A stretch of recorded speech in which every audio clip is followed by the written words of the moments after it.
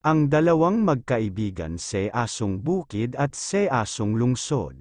Nagkitang minsan ang Asong Lungsod at Asong Bukid. Kumusta ka, kaibigan? Bati ng Asong Lungsod. Matagal na tayong hindi nagkakausap. Mabuti naman, sagot ng Asong Bukid. Ikaw naman, mukhang alagang-alaga ka. Kay lusog mo ngayon. Oo nga. Alam mo bang saganang-sagana ako sa pagkain? Kay daming ibinibigay sa akin ng aking among mayaman. Mabuti ka pa, sabi ng Asong Bukid. Ako na may hindi gaanong marami ang nakakain. Nakakatawid gutom lamang dahil hindi naman kagandahan ang tinitirhan ko. Bakit hindi ka pa sumama sa akin? Maraming pagkain doon sa amo ko.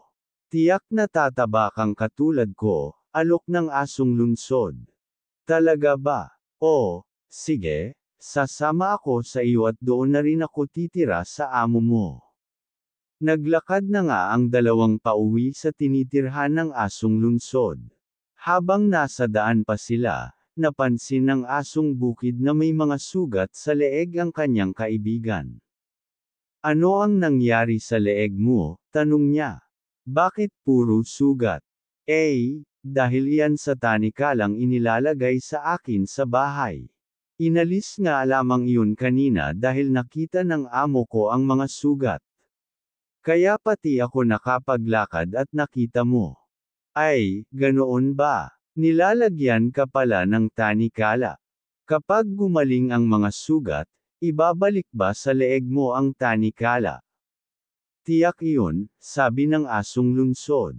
Bawal sa aming mga kalsada ang gag-ala-galang aso kaya nararapat lang na itali ako sa loob ng tarangkahan.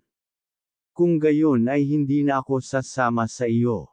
Babalik na lang ako sa aking amo sa bukid.